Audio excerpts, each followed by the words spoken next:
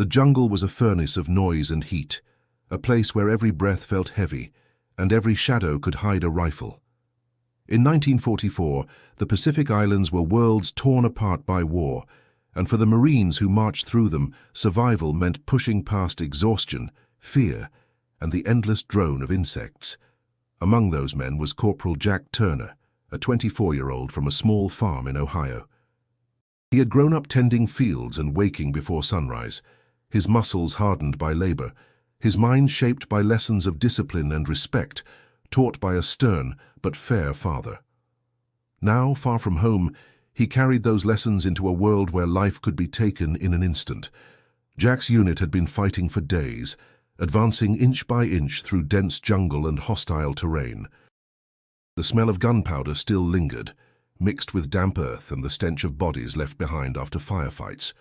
War had stripped everything down to survival, and yet, in the silence between battles, men thought of home, of letters unread, of families who prayed for them without knowing where they were. Jack too carried those memories, but he buried them under duty, refusing to let longing distract him from the present. In the stillness after one skirmish, a thought clung to him. Every enemy he faced was also someone's son. He had seen it in their eyes during close encounters, moments where hatred gave way to fear. That truth unsettled him, for it clashed with the image of a faceless enemy that made killing easier. He wondered how long a man could keep fighting without losing the part of himself that knew compassion. War, however, offered little space for reflection. Orders came and men obeyed. Jack learned early that hesitation could mean death, not only for himself but for his brothers in arms. Yet even as he pushed forward with rifle in hand, he carried the question, could one remain human while immersed in such brutality? The days blurred together, marked by gunfire, sweat, and sleepless nights. Yet in those moments of despair, stories of courage and kindness still emerged, quiet, often overlooked, but powerful enough to remind men that the war did not own their souls. Jack's story would become one of those rare moments, though he could not have known it then. It began with a march through the sweltering jungle, prisoners of war in tow, and a choice that seemed insignificant in the moment but would echo far beyond it. His decision would test the boundaries between duty and humanity, loyalty and conscience, war and compassion. And before we step deeper into that march, I invite you to subscribe and stay with us through this journey. For what happened next is more than history.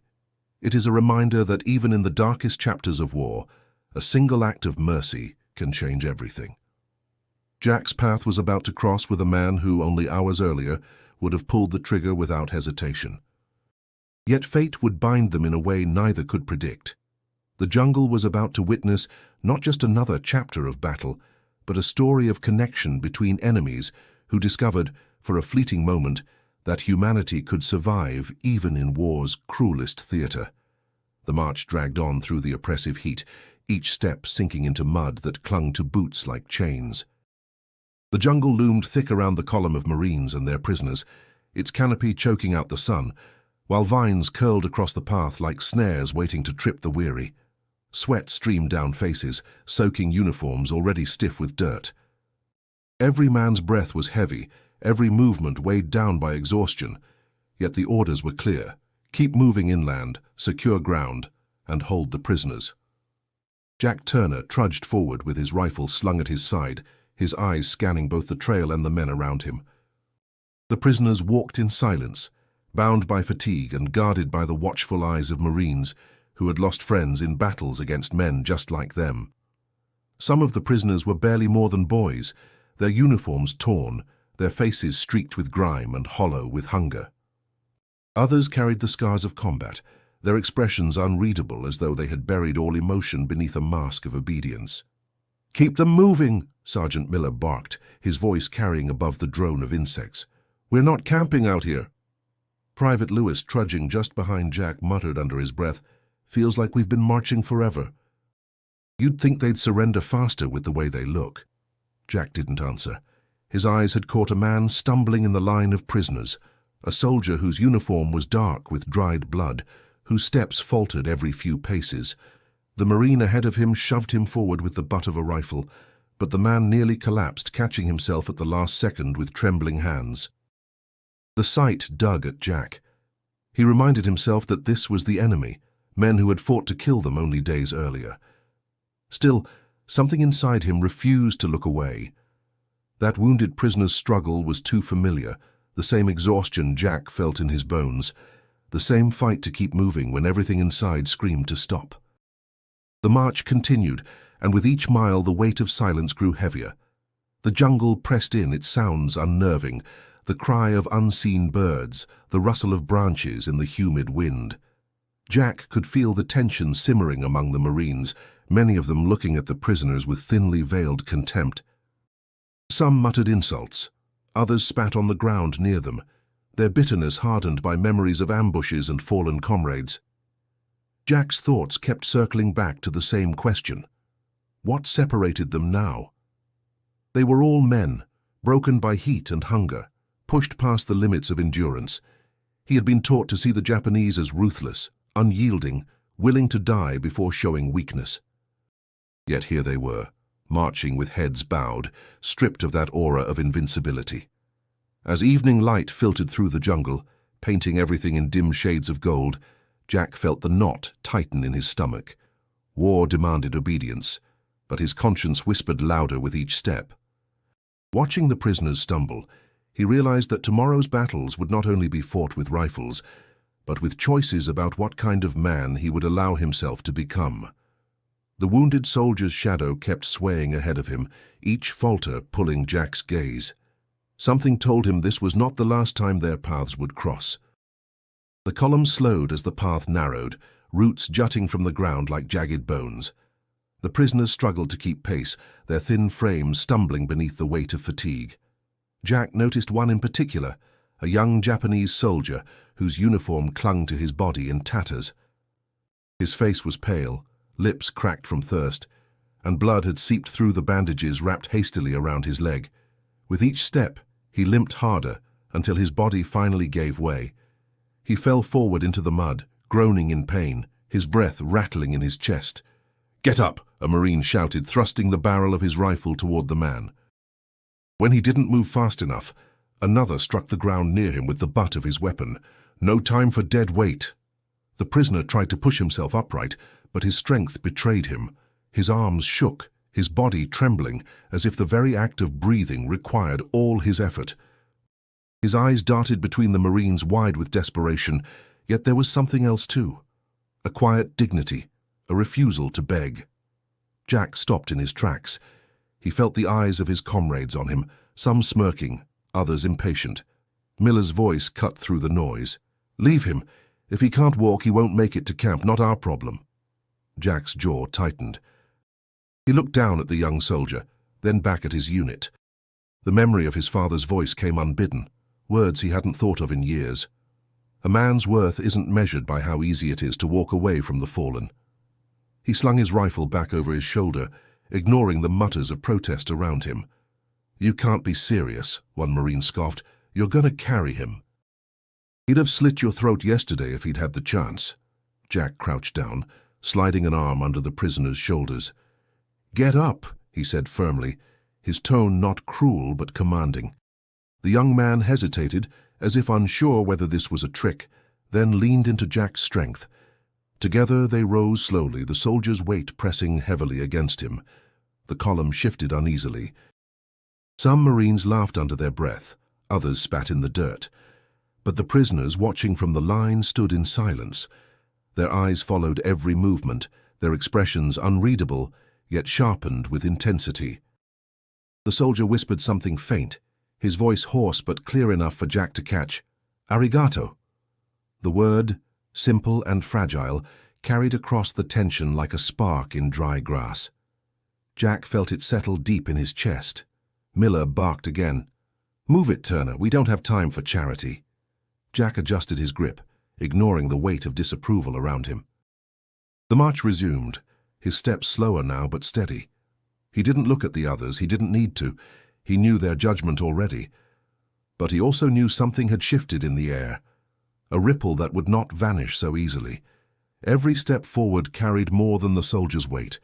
It carried a decision Jack couldn't take back, The silence among the prisoners grew heavier after Jack lifted the wounded man. Their eyes, once dulled by exhaustion, seemed sharpened now, following his every move with an intensity that unsettled the Marines guarding them. Jack felt the weight of those stares pressing against his back, but he refused to let it shake him. The soldier leaning on him limped forward, his breath ragged, his body trembling with effort. Every step was a struggle, yet he clung to Jack as though the act of being helped was more shocking than the pain itself. "Turner, you've lost it," one Marine muttered. "Next thing we know, you'll be feeding them supper." Laughter rippled in small bursts among the guards, sharp and mocking, a thin cover for their unease. Jack's voice was calm, steady, but carried a note of defiance. "A prisoner's still a man. If he can't walk, I'll help him." The words hung in the damp air, heavier than the sweltering humidity. Sergeant Miller scowled, his jaw clenched tight. "How you think they'd do the same for you? Don't be naive. They'd rather die than show mercy, don't forget that." Jack didn't answer. He adjusted his grip on the prisoner, feeling the man's weight shift against him. The soldier's head tilted slightly, and for a moment Jack caught his eyes. Dark, hollow, but glinting with something unexpected. Gratitude. It was faint, almost hidden, yet undeniable.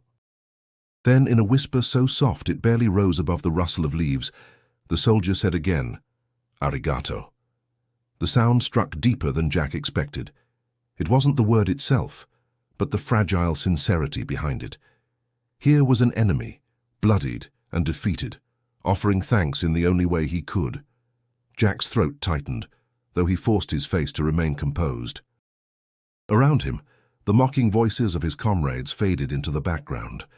Private Lewis, walking a few paces back, spoke low enough that only Jack could hear. "You did the right thing." His tone carried no judgment, only quiet conviction. "Don't let them tell you otherwise." Jack glanced briefly at him, seeing the earnestness in the young Marine's face. It was a small spark of support, but it reminded Jack he wasn't completely alone in his choice. Still, the division in the unit was clear, mockery on one side, wary respect on the other. As they pushed forward, the wounded soldier stumbled again, nearly dragging Jack down with him. The column slowed for a heartbeat, tension spiking among both Marines and prisoners.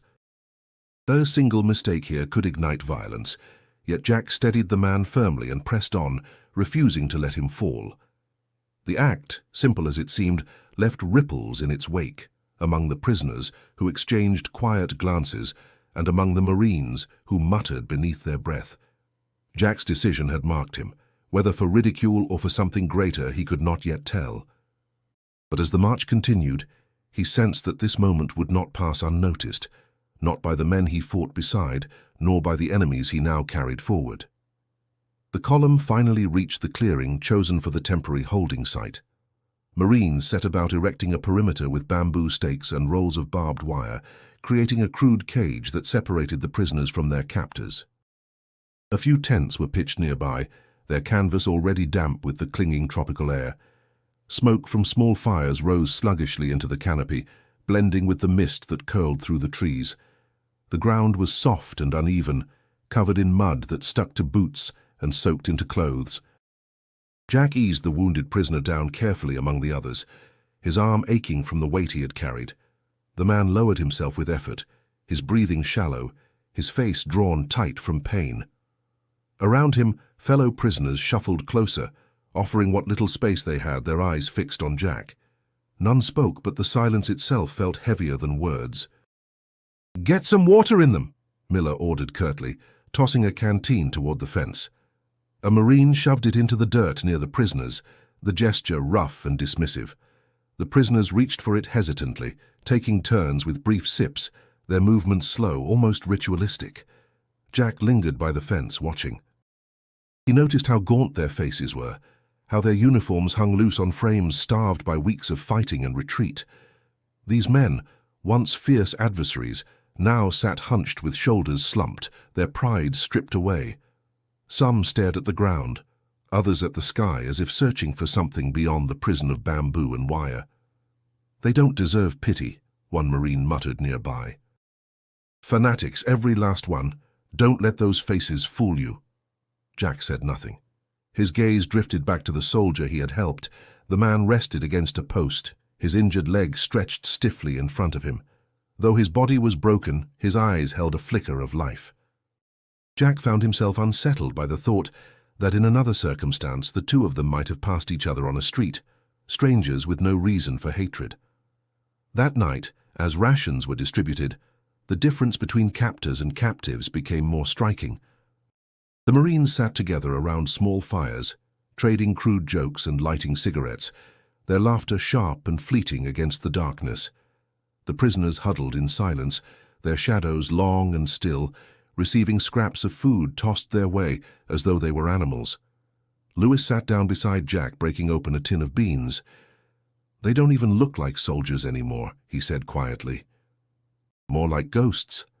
Jack stirred his own rations without answering. The laughter of his comrades rang in his ears, but so did the echo of that whispered arigato. He wondered what it cost the wounded soldier to speak it, what it meant in a culture taught to see surrender as shame. The contradiction gnawed at him. These men had fought ruthlessly, had killed Marines he knew by name. Yet here they were, hungry, broken, human. Jack couldn't reconcile the two images, and the harder he tried, the more restless he felt. As the fires dimmed and the jungle settled into its nightly chorus, Jack lay awake on the damp ground, staring at the stars peeking through the canopy. Duty told him to see only enemies. Conscience told him otherwise. Somewhere between the two, he sensed a storm building, one that would test him far more than the battles fought with rifle in hand. The fire crackled low, sending soft sparks into the humid night as Marines gathered around it, their faces drawn and smeared with dirt. The jungle beyond the perimeter pulsed with distant calls of unseen creatures. Jack sat slightly apart, arms resting on his knees, eyes distant. The day's weight clung to him heavier than his gear. "I still can't believe you carried that bastard," one Marine said, shaking his head as he passed a tin of rations. "You get hit in the back tomorrow, don't come crying." Laughter followed, some forced, some sharp. Jack didn't respond. He could feel their judgment like thorns pressed to his skin. It wasn't just about the wounded prisoner anymore. It was about what kind of Marine he was becoming in their eyes. Sergeant Miller leaned forward, poking the fire with a stick. His tone was low but edged with warning. "This isn't a church picnic, Turner. You want to be a saint, fine. But don't do it at the cost of your brothers." Jack looked up, steady. "I didn't do it to prove anything." "No?" Miller's eyes narrowed. "Then what? Sympathy? Guilt? You think they'd help you if you were bleeding out in the dirt?" Jack met his gaze without flinching. "Maybe not, but I wouldn't be able to sleep if I left him there." Miller snorted. "You'll sleep just fine once you see what those same men are capable of. We buried Anderson last week, bayoneted in the stomach. That was them." The name hit like a fist. Jack had served beside Anderson.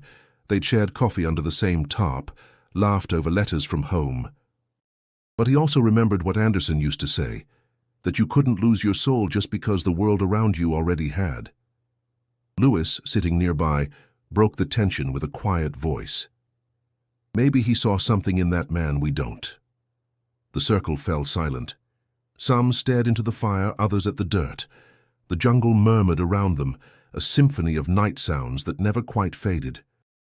"I'm not saying forget what they've done," Jack said slowly. "But we treat them like animals. They'll act like animals.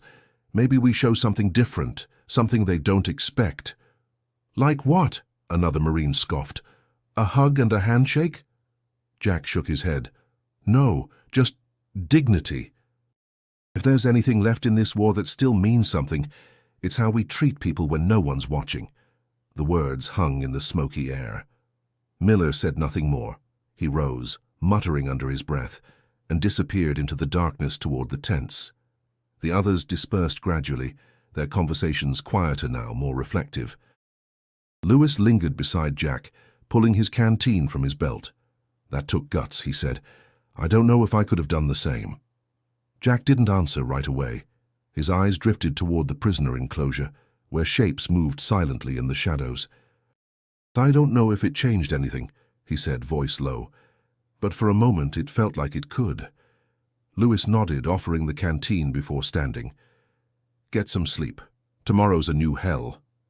Jack leaned back, listening to the chorus of insects, the crackling fire and the sound of his own thoughts. The lines between right and wrong had never felt so blurred. But even in the blur, a small voice inside him whispered that maybe, just maybe, he hadn't strayed completely from who he was meant to be. The jungle didn't sleep. Even after the fires died down and the laughter faded into silence, the dense foliage echoed with the chatter of insects, the occasional shriek of a distant animal, and the low, constant hum that never seemed to end.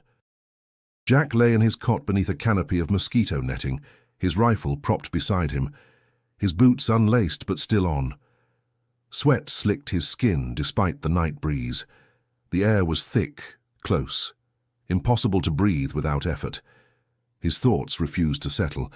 The wounded prisoner's face kept returning to him, eyes sunken but alert, the faint whisper of gratitude replaying again and again. Jack tried to dismiss it, to push it into the recesses of his mind where memories went to die, but it clung like the humidity, persistent and heavy.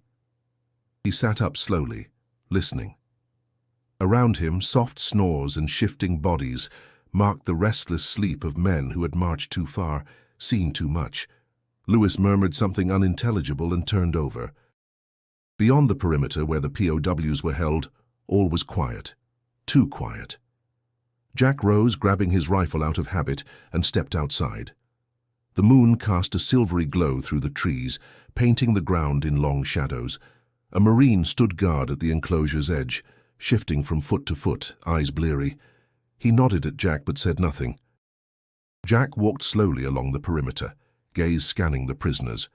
Most were huddled in clusters, heads bowed in sleep or silent prayer.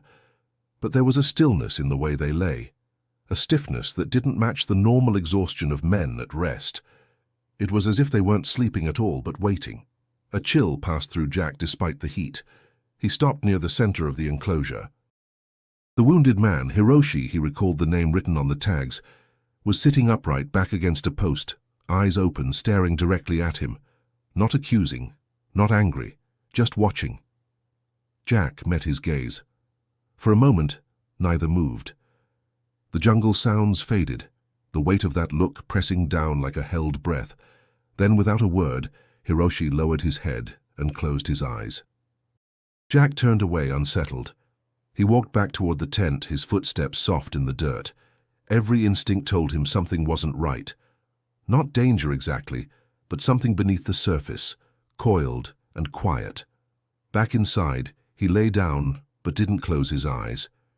He stared at the fabric above him, listening to the rustle of leaves and the distant rumble of thunder beyond the hills. He thought again of his father, who once told him that silence could be the loudest warning a man ever heard. He didn't sleep the rest of the night. Dawn broke slowly, the sky bleeding from black into a bruised grey, before the first threads of sunlight pierced the treetops. The camp stirred to life with low voices, clinking gear, and the shuffling of boots in the soft dirt. Jack had been awake for hours, lying still, waiting for morning to justify his restlessness. When he stepped out of the tent, the air was already thick with humidity. The jungle around them steamed in the early light, birds crying out from deep in the canopy, hidden but relentless. Marines moved with practiced fatigue, checking weapons, stretching limbs stiff from another night on damp ground. Jack headed straight for the prisoner enclosure. The guard on duty, a stocky corporal named Hendricks, leaned against a post, chewing on something stale. He looked up as Jack approached. "You just can't stay away from your buddy, huh?" he said with a half-smirk. Jack didn't answer. He stepped up to the edge of the wire, eyes scanning the prisoners. Most sat in silence, their movements slow and minimal. But Hiroshi was struggling. He was trying to stand, one arm braced against the bamboo fence, his bandaged leg dragging behind him. His breath came in short gasps, and even from a distance, Jack could see the strain in his face. The sight cut through him. It wasn't just pain, it was pride. A man refusing to be seen as broken. Jack moved toward the gate without thinking. "Whoa," Hendricks said, stepping in front of him. "What are you doing?" "I'm going in." "Why?" "Orders are clear. No one goes in unless there's a problem." Jack's voice was firm. "That is a problem." For a second, Hendricks hesitated, then stepped aside with a grunt. "It's your neck." Jack entered the enclosure carefully, his presence drawing immediate attention. The prisoners didn't move, didn't speak, but their eyes followed him with the same intensity as the day before. Hiroshi looked up, startled at first, then let out a sharp breath as Jack reached him. Jack placed a hand beneath his arm, supporting his weight. "So you don't need to prove anything," he said quietly. "Not today." Hiroshi didn't answer, but his body relaxed slightly. Together they eased back to the ground. Jack glanced around and saw the way the other prisoners were watching, not with hostility, but with a kind of restrained curiosity. Something was shifting, subtle but unmistakable. Jack reached into his pocket and pulled out half a biscuit from the previous night's rations. He offered it to Hiroshi, who stared at it for a long moment before accepting it with both hands. The gesture, 2 hands, slow and deliberate, felt ceremonial, respectful. As Jack stepped back, he caught glimpses of eyes lowering slightly in acknowledgement. No words were exchanged, none were needed. He left the enclosure without fanfare, ignoring Hendrix's raised eyebrow. Back outside, the camp continued its rhythm, orders called out, gear packed, men moving as though nothing had changed. But Jack felt it. Something in the air had shifted, not just between him and the prisoners, but in the space that separated enemies from men. He didn't know what it meant yet, but he knew this. They were watching him now, and not just with suspicion, with something else. Something closer to trust. The sun had climbed high by mid-morning, casting sharp beams through the trees and turning the camp into a hot, glaring furnace. Jack was still scraping mud from his boots when the shouting began. At first it was distant, unclear. Then it grew louder. A voice barked from the western edge of camp, panicked and sharp. "Hey, what the hell is that?" Jack stood up fast. Marines were already rushing from their tents, rifles slung, boots stomping over tangled roots and damp earth. Jack pushed through the confusion, heart pounding. Then he saw them, a crowd, no, a wall, of Japanese prisoners. At least 200 packed together, moving in eerie silence toward the center of camp. Their heads were bowed, their hands hung loose at their sides. No shouting, no weapons, just quiet, deliberate steps through the mud. They weren't rushing, they weren't charging, they were simply walking. And they were heading straight for Jack's tent. "Form a line! Move!" "Move!" Miller's voice cut through the panic like a blade. Marines scrambled to form a perimeter, rifles raised, fingers tensing on triggers. Some shouted warnings, others cursed under their breath, caught between confusion and fear. "What the hell is going on?" Hendricks yelled. "They're surrounding his damn tent!" someone else shouted. "They're gonna riot." Jack forced his way forward, eyes locked on the moving mass. In the front, walking with a limp, was Hiroshi. His face was calm. His hands were open, palms facing forward. Behind him, rows upon rows of prisoners followed in the same formation, silent as smoke. Jack stepped in front of his tent, his rifle hanging untouched at his side. "Back up, Turner!" Miller shouted. "If they get one step closer, we open fire." Jack didn't move. His breath came slow. The heat pulsed against his skin, the air so tense it could snap like wire. The prisoners stopped. Every last one. The clearing fell into total stillness. Not even the birds made a sound. Then, in unison, the entire formation of POWs lowered themselves to their knees. 200 men, heads bowed in perfect synchronicity. Gasps echoed from the Marines. Fingers froze on triggers. Confusion washed over the camp like a wave. Hiroshi, still kneeling at the front, raised his head. His eyes met Jack's, and then he bowed low, his forehead touching the ground, a gesture of deep reverence and respect. No one spoke. Jack stood rooted in place, the moment stretching endlessly. Behind him he felt the stare of every man in the camp, Marines who hours ago had mocked him, doubted him, warned him. Now they watched in stunned silence as the enemy, the feared and hated enemy, paid tribute to one of their own. And Jack knew in that breathless instant that everything had changed. Jack could feel every heartbeat pulsing in his neck as he stood motionless before the kneeling crowd. The jungle, so often deafening with life, seemed to hold its breath. No orders were shouted. No shots were fired. Even Miller said nothing. The rifles remained raised, but unmoving, like they too were waiting to understand what this was. Hiroshi slowly lifted his forehead from the ground. His face was solemn, calm, but not submissive. There was strength in his posture, in the way he met Jack's eyes again, unflinching, steady. Then he shifted onto one knee and with great effort stood upright. The wound in his leg forced a slight sway, but he steadied himself without help. He turned, facing the 200 men behind him. He raised one hand and spoke a few words in Japanese, his voice quiet but clear. The other prisoners nodded, then bowed again, deeper this time, heads down, spines curved in a posture of sincere homage. Jack's throat tightened. He didn't understand the words, but he understood the meaning. This wasn't surrender, this wasn't desperation, it was respect. Not just for him, but for the choice he had made, the moment he had lifted Hiroshi when everyone else left him in the dirt. "What the hell?" Hendricks muttered behind him. "Are they worshipping you?" "No," Jack said softly, still watching. "They're honoring something they didn't expect to find here." Miller stepped forward, tension coiled in every line of his body. "I don't like this," he muttered. "I don't like any of this." "They're not attacking," Jack said. "They could have rushed us, they didn't." Miller scowled, his eyes darting over the prisoners. "It's psychological. They're trying to rattle us. They want to get in our heads." Jack turned to him. "Maybe. Or maybe this is the first time they've seen mercy from someone they were told would never show it." For a moment, the two men stood in silence. Around them, the camp slowly began to stir again, Marines lowering their weapons with uncertain hands. The tension hadn't disappeared, but it had shifted, replaced by awe, confusion, maybe even humility. Jack looked back at Hiroshi, who had returned to his knees with the others. The wind rustled through the trees, sending a cool breath over the camp. Jack stepped forward, just far enough so they could see him clearly. He gave a small nod, not out of pride, but acknowledgement, a gesture that said, "I see you too." And slowly, Hiroshi nodded back.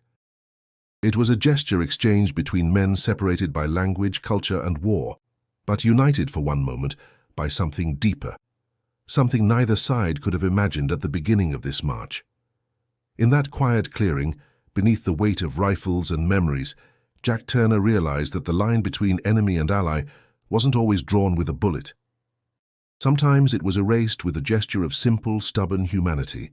The calm didn't last. As soon as the prisoners were escorted back to the enclosure, the officers arrived. First Lieutenant Brennan, a tall, rigid man with cold eyes and a reputation for zero tolerance, stepped into camp with 2 MPs at his side. His presence turned the air brittle. Jack stood straight as Brennan approached, already sensing what was coming. "What the hell happened here?" Brennan demanded, scanning the Marines assembled. "I hear 200 enemy POWs surrounded a Marine's tent, and no one fired a shot." Miller stepped forward. "Sir, it wasn't a riot. They moved in silence, no threats, no aggression." "Spare me the poetry," Brennan snapped. "We don't let 200 enemy soldiers make a spectacle out of our camp, and I don't care how peaceful it looked. That's intimidation, psychological warfare." His eyes locked on Jack. You're the one they bowed to." Jack nodded once. "Yes, sir." Brennan stepped in closer, his voice a low growl.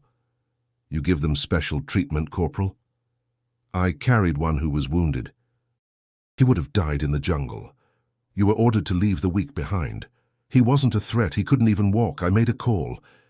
Brennan stared at him, nostrils flaring. "You made a call that compromised security. You created confusion among your fellow Marines, and now they see you as something more than a guard. That makes you a symbol. Symbols are dangerous." Jack held his ground. "With respect, sir, if mercy is dangerous, maybe we need more of it." Brennan's eyes narrowed. "This isn't a church mission, it's war. The enemy is not your friend. You show them kindness, they'll see weakness. Or they'll see that we're not the monsters they were told we are." Behind them, a few Marines watched silently, Lewis among them, fists clenched at his sides. Brennan's tone turned icy. "One more step out of line, Turner, and I'll have you reassigned, or worse, you're not here to play saint, you're here to follow orders." Jack gave a slow nod, jaw tight. "Understood, sir." Brennan turned sharply and walked off, barking new orders to the MPs. Miller let out a breath and shook his head. "You just painted a big target on your back," he muttered. Jack glanced toward the enclosure, where the prisoners sat quietly, many of them watching him. "Maybe," Jack said, voice low, "but if it makes them stop seeing us as animals, maybe it's worth it." Miller didn't respond. The camp began moving again, but something had changed. The tension didn't come from fear of the enemy anymore, it came from within. Not everyone was ready to accept that compassion had a place in war. And Jack knew from that moment on, every decision he made would be judged more harshly than ever. That evening, the sky turned a soft shade of amber, and the jungle's sounds began to shift from day to night. Jack sat near the edge of the enclosure, his rifle resting across his lap, though his thoughts were elsewhere. The encounter with Brennan still lingered in his chest like a stone. He had followed his conscience, but it had drawn a line in the dirt, one he wasn't sure he could step back over. The prisoners had been fed and settled into their places. Some talked in low voices, others stared at nothing. But Hiroshi sat alone near the corner where the shade was deepest. His posture was straight despite the pain, his gaze distant. Jack hesitated, then stood and approached the enclosure. Hendricks raised an eyebrow but didn't stop him. Maybe everyone had grown too curious. Maybe they all wanted to understand what had happened that morning. Jack crouched near the wire. "Hiroshi," he said softly. The man turned his head, eyes narrowing. Then he nodded once. "I don't know if you understand much English," Jack continued, "but I wanted to ask us why. Why did you do that today?" For a long moment, Hiroshi said nothing. Then, in halting, heavily accented English, he spoke. "Bushido. No prepare us. For kindness." Jack blinked. The words were rough, but the meaning was clear. Hiroshi touched his chest with a trembling hand. "We learn. To die before shame, no surrender, no weakness, but you help, you do not shame." He struggled to find the next words, breathing slowly. "In Japan, soldiers show weakness, he is ghost." Jack's voice lowered. "So what does that make me?" Hiroshi's eyes searched his. "You make ghost feel like man." Silence passed between them, but it wasn't empty. Jack felt something shift again, not in the air, but in himself. Hiroshi pointed slowly toward the other prisoners. "They see. They think.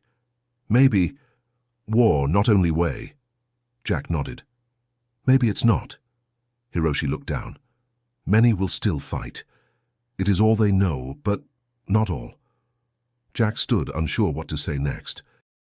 He wanted to ask more, to understand deeper, but part of him knew words were limited. What passed between them wasn't just about language. It was about choice, about humanity surviving where it shouldn't. As Jack walked away from the enclosure, he noticed Lewis standing nearby, arms crossed, eyes full of questions. "What did he say?" Lewis asked. Jack paused, staring out at the dimming sky. "He said, I made him feel like a man again." Lewis looked toward the prisoners, then back at Jack. "Funny. You're making the rest of us remember how to be human too." The wind stirred the trees above them, soft and cool. For the first time in days, Jack felt it. Relief, maybe. Or hope. Fragile as it was something real. Rumors spread like fire. By the next day, Jack couldn't walk 5 feet through camp without feeling eyes on his back. Some Marines nodded at him with quiet respect, while others looked away, their expressions tight with judgment. The story had traveled faster than the facts. Some said the prisoners bowed because they feared him. Others claimed he was being manipulated. But none of them could explain why the POWs had done what they did. At breakfast, Jack sat with Lewis, chewing dry bread and trying to block out the whispers. "You know what they're saying now?" Lewis asked, voice low. "They think the prisoners might riot if they move you out of camp." Jack didn't answer. He stared at the rising steam from his tin cup, the weight of that idea settling over him. "They're afraid of you, Jack, not the enemy. You." Jack looked up. "I didn't ask for any of this. I carried a man who couldn't walk." Lewis nodded. I know. But when the enemy starts showing you respect, the chain of command gets nervous. They don't like uncertainty. The change in the prisoners was subtle but undeniable. They lined up for water without being pushed. They spoke to guards in calm voices, even bowed their heads slightly when approached. There were no more flare-ups, no resistance. It was as if something had passed between them, a silent pact. But it wasn't all peace. Later that afternoon, Jack caught Corporal Daniels shoving one of the prisoners hard against the bamboo fence. "What's your problem?" Jack called out, stepping forward. Daniels turned, face flushed. "He wasn't moving fast enough. I'm not taking orders from them." "You are taking orders from the Geneva Convention," Jack shot back. "You want to be on the wrong side of history?" Daniels spat into the dirt. "Don't talk to me about history. We're fighting animals." Jack stepped closer, not backing down. "Then why are they acting more civilized than we are?" Miller arrived before the tension boiled over. "That's enough," he barked. "Both of you." He pulled Jack aside once Daniels stomped off. "You're not wrong," Miller said quietly. "But you're making enemies here, Turner. Not the kind you can reason with." "I didn't come here to be liked," Jack said. "I came to do what's right." Miller looked at him for a long moment. "Then be careful. Right and dead don't always walk the same path."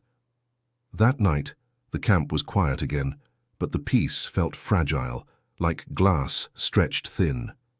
Jack walked past the enclosure before bed. The prisoners sat in silence, some watching him with the same calm, unreadable eyes. Hiroshi gave a slight nod. Jack returned it without a word. Whatever storm was coming, he knew it wouldn't come from the enemy. It would come from within, and he would face it the same way he'd carried that wounded man, one step at a time, no matter the weight. The orders came at sunrise. The prisoners were to be transported inland, away from the temporary camp, to a larger holding facility near the coast. Jack read the message twice, his fingers tightening around the paper. It was expected, inevitable even, but it felt like a page turning too soon. He made his way to the enclosure, where the prisoners were already being assembled. Marines barked instructions while checking restraints and supplies. Jack's eyes searched the crowd until he found Hiroshi, sitting quietly, back straight despite the effort it clearly took. His wound had not fully healed, and the long march ahead would be brutal. Jack stepped forward without hesitation. "I'll walk with him," he said. Sergeant Miller looked up. "Orders are no special assignments." They moved together. "He can barely stand. He made it here, didn't he?" Jack's jaw tensed. He walked to Hiroshi's side anyway, crouching low. "You're going to make it," he said gently. Hiroshi looked at him, the faintest hint of a smile touching his lips. He nodded slowly. Jack reached beneath his arm and helped him to his feet. It was like lifting stone. Hiroshi leaned heavily on him, but his pride kept his spine straight. As the column of prisoners began moving, Hiroshi took slow, deliberate steps, his breath hissing softly through clenched teeth. Jack didn't speak. He walked beside him in silence, every step weighted with something unspoken. After the first hour, they reached a rise in the trail where the trees opened and sunlight poured in. The Marines called for a short rest. Hiroshi sank to the ground, sweat soaking through his shirt, his face pale but composed. Jack knelt beside him. "You need water." Hiroshi shook his head. Then he pulled something from the inner fold of his shirt, a small cloth wrapped tightly. With trembling hands, he offered it to Jack. Jack hesitated, then accepted it. Inside was a wooden carving, small and worn smooth, shaped like a crane in flight. "For you," Hiroshi said quietly. "My brother made it. Before he died." Jack stared at it, throat tight. "Why give this to me?" Hiroshi looked away toward the jungle. "You carried me. You see me, not enemy." "Man." Jack closed the cloth around the carving, then reached out and clasped Hiroshi's shoulder. "Thank you." No more words passed between them. When the order came to move again, Hiroshi stood without help. He stumbled but didn't fall. Jack walked beside him the rest of the way, never touching him again but never leaving his side. When they reached the larger facility hours later, the prisoners were handed off to new guards. The gates clanged shut, and the moment ended. Hiroshi turned back once. He bowed, not low, but deeply enough that it meant something. Jack returned the gesture with a nod, his hand still clutching the small cloth in his pocket. He knew they would not meet again. But something had passed between them that didn't need words, something that would remain long after the uniforms were gone and the war had ended. Jack returned to the front lines with the rest of his unit, the jungle once again swallowing them in its tangled, restless arms. The days resumed their familiar rhythm: march, dig, defend, repeat. The violence returned too, in gunfire that shattered trees and in orders that didn't allow space for questions. But something in Jack had shifted. The carved crane never left his pocket. He held it at night, its smooth edges grounding him when the noise of war grew too loud. Sometimes, when the moonlight spilled through the canopy, and he was alone with his thoughts, he pictured Hiroshi walking, one step at a time, refusing to fall. The other Marines didn't mention the prisoners much after the transfer. The story of the bowing POWs faded like smoke in the wind, replaced by new battles, new losses. But Jack noticed small changes. Lewis, once idealistic but quiet, now spoke up more. Hendricks no longer shoved prisoners when he passed them. Even Miller gave Jack a look now and then, not approval, but something closer to understanding. War didn't end for them, not yet. But something else had ended, the certainty that enemies were faceless. Jack had looked into the eyes of one and seen pain, pride, and humanity. And that memory refused to die. He thought often of the moment Hiroshi bowed for the last time, not out of submission, but out of respect. A gesture not earned through power or victory, but through one simple act, helping a man walk when he had no strength left. Jack didn't speak of it often. When letters came from home, he never mentioned the crane. But it remained with him, tucked between photos and dog tags, a silent reminder of what war couldn't take. And if someone asked him, years later, sitting on a porch or in a bar with the weight of time behind him, what he remembered most about the war, he wouldn't talk about the firefights or the medals or the days without sleep. He would tell them about the morning 200 prisoners bowed without a word, and the one man who stood, broken but proud, and gave him a gift no rifle could earn. Because in the midst of hatred and fear, compassion had cut deeper. And that's the story we carry forward. If this story moved you, don't forget to subscribe to the channel for more powerful true stories from history. And if you want to keep exploring the untold human side of war, click the next video now showing on your screen.